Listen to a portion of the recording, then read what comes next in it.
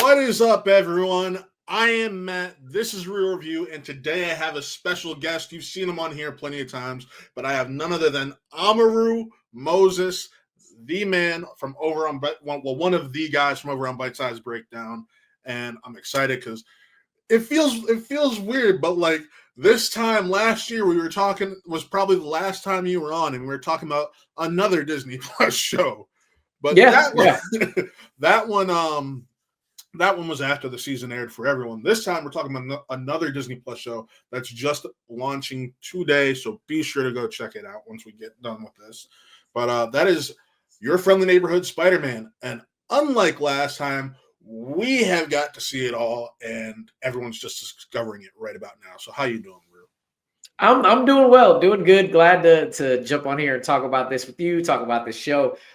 See how you felt about it, because I've only gotten hints of what you thought, and I'm interested to see what you're gonna say.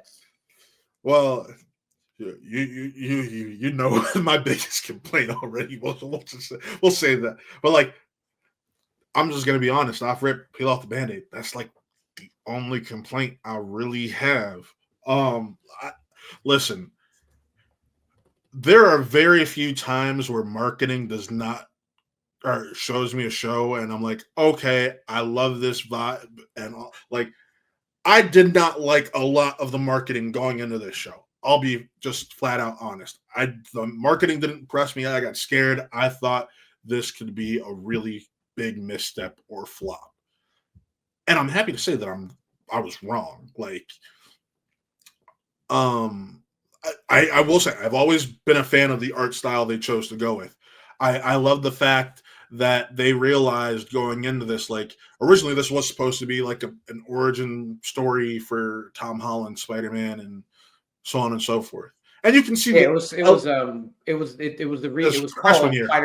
freshman year first, and and it was and you could see just like there's still elements of what that show was, but they changed it up because they realized they would be hampering themselves too much if they did the show like that. And I appreciate it because I think we got the best version of the show we possibly could. And I can't wait for other people to discover and have the fun that I had. And I'm pretty sure you had, and I'll let you speak on that in a second, when it came to the show, because overall, it's different, but at the same time, it feels familiar because I'll say that it's a multiverse universe. This is definitely, without a doubt, you can't say this isn't in the MCU multiverse somewhere.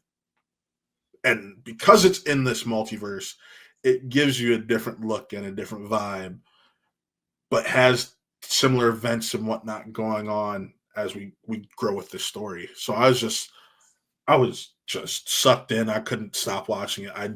All 10 episodes at once, just boom. So, Rue, floor is yours. Yeah, I'm with you. If it wasn't like 11:30, 12 midnight, by the time I got done with episode 8, I would have knocked all 10 of them out in one day. I absolutely loved this show. I had a blast.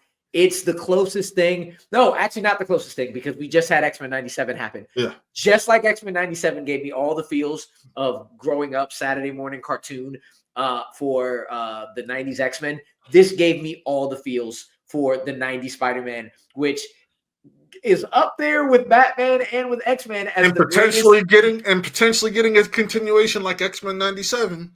Hey, look, it's up there. What I say is it's up there as one of the greatest intro songs of all time. The three of them, 90s Batman, 90s X-Men, and 90s Spider-Man was back to back hits as intro songs. But don't forget Superman. Didn't watch DC shit like back then, so sorry. How were you watching the 90s Batman but not the because it's Batman. It transcends all things. Sorry. Yeah. So R.I.P. to Kevin Conroy. I thought this show did the perfect blend of mixing what you remember from the 90s, like the sometimes it's character of the week, sometimes the overarching story, sometimes it's a mixture of both. But I think and I'm not gonna pump my brakes, but I gotta think about it for a second. I think that very possibly this is the best multiverse story that they've put out since they've started the multiverse. Oh, Like going through Rolodex, and like my favorite thing about the show is how they like put hints of the MCU there yes. throughout the entire series. And I was like, oh, that's really fucking cool. But they make it very clear this is a multiverse. I like just the smile on my face was nonstop. And I'm gonna go with the thing you don't like. I loved everything about this animation. I have multiple. I love the art style. You didn't So like how don't- they moved. Yes. Sure. Look, I've had multiple people tell me I don't like how it looks. I don't like how it feels. For one, I did not. You talk about the promotion. It's Spider-Man. So one thing about it is, if you have Spider-Man, you don't really need to promote. He is. Fair. Spider-Man and Batman are the two of the most famous, most popular comic book characters of all time. Some days I think it's Spidey, some days I think it's Batman. But like you put Spider-Man out, you don't really got to do nothing. So I watched the trailer once, and I was like, okay, we'll see how this goes. But it's Spider-Man. I'm watching it. But I think they even made the animation look better with the show than it looked in the trailer. The whole phrase. I would agree with that. The whole phrase, a comic come to life, like Into the Spider-Verse is a comic come to life, but taking a step forward and making it ridiculous, something we've never seen. This doesn't take that step forward. This stays at the comic and makes it like you opened up your comic and they're just moving. No extra stuff that was beautiful in Spider-Verse, no water cup. No, it's just you open a comic book and they are literally moving on screen. And I absolutely loved how it looked. Yeah, and I can understand that. Like I said, the only issue I have with the animation is it because I sit here and I look at shows like X-Men 97, where that's a Marvel animation show. I look at What If. Those felt like more natural body movements, and this feels a little bit more robotic, and that is why I have an issue with it. That is the only issue I have with the animation. And you know what? I like that choice because, like I said, it goes back to that whole cliche phrase, comic book come to life. This is the first time where I'm like, no, you are watching moving comic books, and comic books are made of paper. And paper, when you get to moving it, it looks robotic. For me, it is a great mix of looking and feeling like you are moving comic book characters as paper, but also looking realistic at the same time. So while you don't like the robotic movement, I like the aesthetic it brings because it is a Ditko. It's Ditko's animation. It's Ditko's illustrations, and paying homage to that by keeping it that style and making it look a little robotic. I love that choice. And that's totally fair. It's just one of those things where, like here, our buddy Nick seems to lean more towards the way that I'm feeling, but he also isn't a fan of the animation, which I can't stand behind that. But it's just one of those things where people are probably going to be varied. Granted, someone who's a family friend, a well-known critic in the industry, Roger Moore, he was that one guy who became internet famous back when Into the Spider-Verse came out because he ripped it apart for its animation. So, I mean, everyone's going to feel a different way. I'm just wondering if the general audience is going to feel like they wanted more like a Spider-Verse animation. But at the same time, I do like that they gave us a moving comic because you don't like here. It's part of the reason I love Teenage Mutant Ninja Turtles Mutant Mayhem. They did an art style made in its own. It's clearly inspired by Into the Spider-Verse. Just like this, you can argue is clearly inspired at points by Into the Spider-Verse. But they took that idea, planted a flag, made it its own, and that is what hits with me more. Yeah. But moving on from that, like, as I said, it gave me all the 90s feels. Like, this is as many. So episodes 1 and 2 are out, so I'll kind of talk about 1 and 2. I was a little worried when I saw that they were doing an origin story again, and I was like, okay, again. But they make it work. They make it different, and that's what I love about the show. Is it's a lot of stuff, and a lot of a lot of things you've seen in Spidey's story before, but they make it just different enough with just different characters that it's new, that it's like, and I'll say, especially for those who don't follow comics as much as like I follow comics less than you do. So there's a certain character on there. I had no idea who he was until they said his comic book story name. I was like, oh, that makes sense. You talking about Lonnie? Lonnie. I don't know Lonnie's. So listen.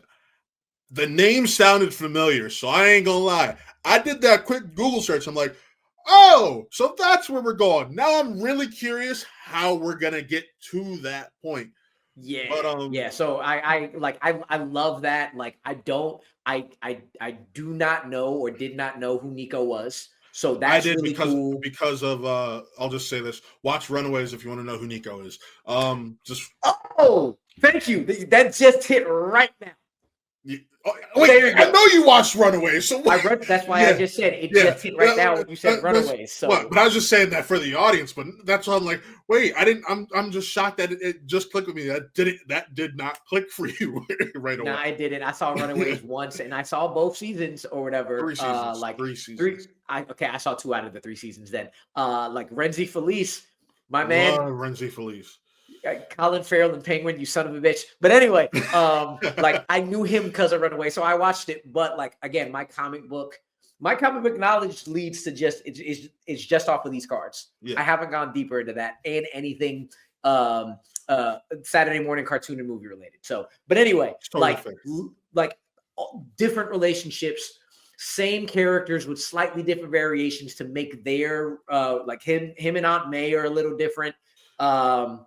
And like it finds ways to tell the same kind of stories with slight differences or major differences that you are into it, and again makes you remember why you love Spider-Man so much, why you love Peter Parker so much.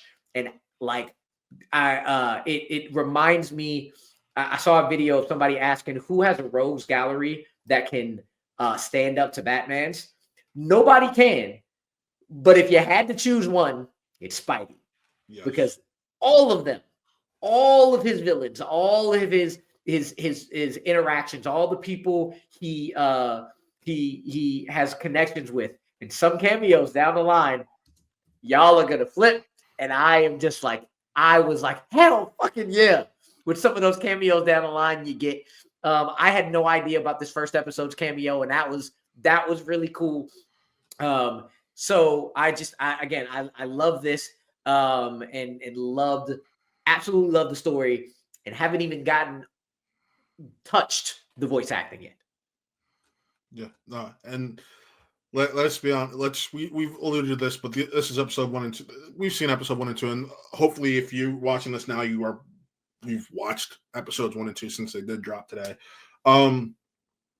So going back to what Rue said, they do a lot of classic story beats or story beats that fans know, and then turn it on its head. And what I alluded to, we essentially get Peter's Civil War storyline in episodes, or the first part of Peter's Civil War storyline in episodes 1 and 2, with one key character difference. And I got to shout it out. This is where we're going to start getting into acting, because Coleman Domingo knocks it out of the park as Norman Osborn, and that's when we get our first look. I've never had waves, but the waves. Yes, but and see, everyone has always joked since the 90s Spider-Man that, yo, you see Norman's hair? He's a black man. I guarantee you, because there ain't no way homie's not having waves like that without putting a do-rag on at night. But yeah, like instead of Tony Stark, you have Norman Osborn recruit him for an internship. And that's kind of how the arc of episode 1 and 2. It's the origin of the spider bite, how he gets it in this case, and then how he gets this internship and how things roll from there. So and it's the perfect example of what we were talking about, how they use the multiverse MCU in such a good way. Because when he picked up that DVD player in and they played the music and and they played the music, and I was like, "Are they?" And talked about the free. What's happening? And talked about the free food too. I was like, they literally just said, "Let's cut out this section of lines from Homecoming and just slap it in here." And it was and from Civil War, and it was beautiful. And I was like, "That is such an intelligent way and this is why I to talk do about this." This is what I talk about when I say that they straight up were like, "Listen, let's take elements from these original scripts that we had for what we were calling freshman year." Because I guarantee you, this was supposed to be like a one-off limited series, and they were that was probably how it ended. And they're like, "Well, let's take that and move it to this." That was the first episode. Let's look towards the end of the first episode, if I remember correctly. Yeah, I think so. And to just use it there, and it's like, oh, okay, cool. And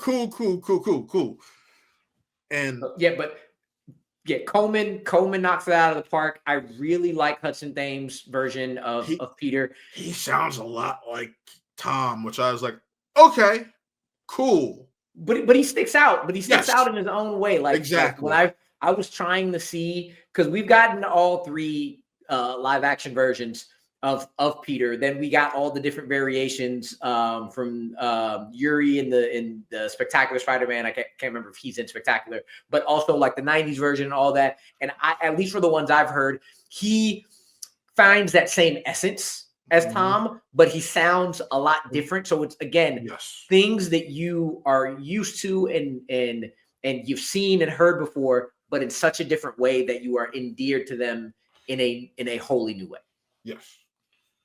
So, like, I and there are a lot of Easter eggs here too. There was certain Easter egg guys just like I had to talk to our buddy Jay about, because it's but I'll just keep it vague because it's definitely towards the end of this series, or end of the season. Like, it's really, really at the end. But it's just such a fun time, and I laugh because it's got a TVY rating, and I'm like, pretty sure I heard like shits and dams, and it's like, normally those aren't in TVY, but okay. They have been recently. They have. Shit's been thrown around in kids shows a lot more recently, so I wasn't surprised. One thing I do want to mention before we finish this off, I couldn't help but laugh. I heard Lonnie's voice, and I was like, I know that voice. Yes. Where do I know that voice? And I saw Eugene Bird, and I said, did y'all really get 50 fucking year old again to yes, you did, because that man knows how to voice act his ass off, even if it's a 17, 18, whatever year old child at damn near 50. That man's been doing it forever. He is pretty damn legendary when it comes to voice acting and some of just childhood stuff I grew up. Also, shout out to his Rolling Bones, underrated show I absolutely have always loved. But yeah, when I saw it was him, I was like, of course, he's never not going to do voice acting because he's great at it. So he was absolutely amazing.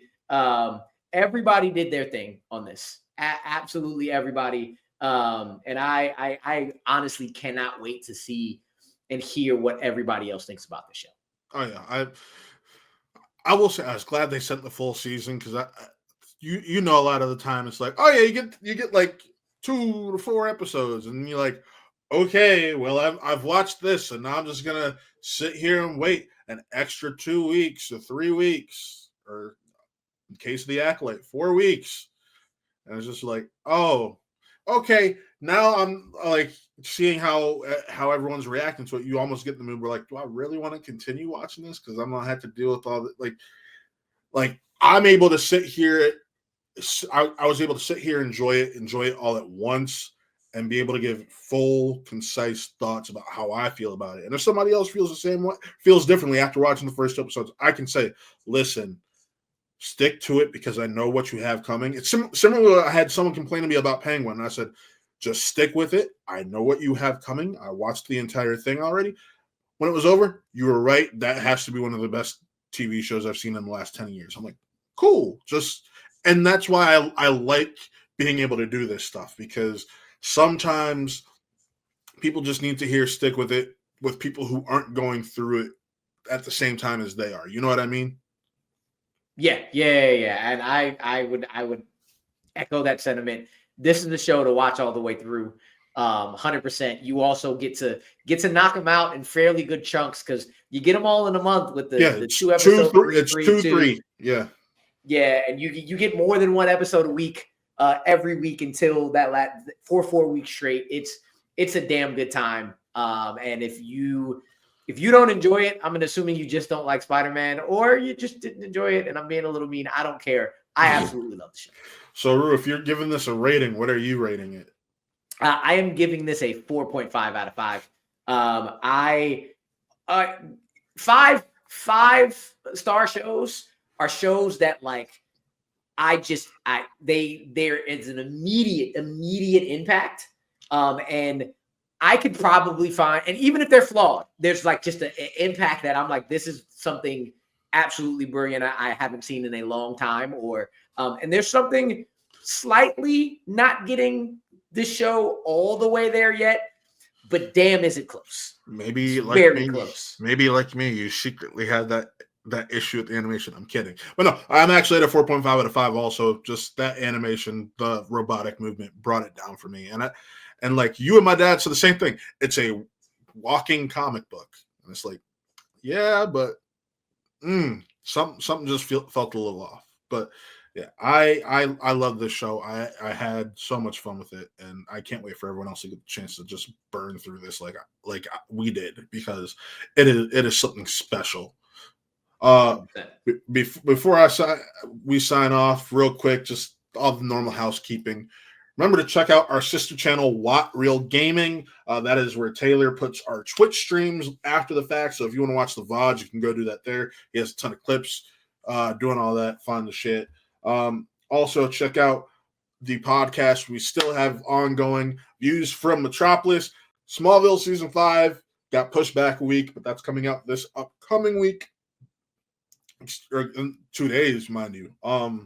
And I'm really excited for you guys to share that. I got a special guest, Mr. Eli McKegg, who's coming on to talk Smallville Season 5. So I'm happy to have him on. And then you'll see Rue's pretty face on there soon. Don't worry. He's coming on for something. He got mad. He got beat out for something, but or no, he got there first, I should say. I'm glad because, as you said, I didn't watch Superman, so I had limited pickings of something I really wanted to talk about. Taylor was mad. Taylor was the one who was mad because Taylor's like, he was like, all right, give me Batman versus Superman. I'm like, Rue got that, and you're like, he was like, excuse me, tell Rue to get off. I'm like, no, because Rue only had 2 that he wanted, and the other person had the same 2. So I wanted both of them on. So pick something else. So sorry, Taylor. But Rue, where can the good people find you? You can find me at Amarú Moses on most of the things. If you're looking at my @ that's my @ it's from my AOL AIM, so that's why it looks like that. I have not changed it since I was about 8, 9, 10 years old. But if you look at my name, Amarú Moses, on Twitter, on Instagram. I'm sorry I couldn't get that accent mark there. It's just how. Yeah, it's fine. It's fine. It's hard if you're not using a phone. On Facebook, Instagram, and Twitter. Also follow me and all the things I do on Bite Size Breakdown, Bite Size Break on Twitter, Bite Size Breakdown everywhere else, including YouTube, Instagram, Facebook. If we have a TikTok, it's there. I don't look at it. I don't use TikTok. I think he just launched it recently. Go look at those things. I hope they're doing well. I'm not going to go check. But anyway, yeah, you can follow me there because if it's not the Knicks, if it's not the Commanders, if it's not if it's not anything movie related or the not sports related, whatever. I'm talking about Bite Size Breakdown, so go check me out there. And as always, you can find me here yesterday and tomorrow were the start of my reactions. You can go check out those for Captain America and the Winter Soldier, because I refuse to call it any other name.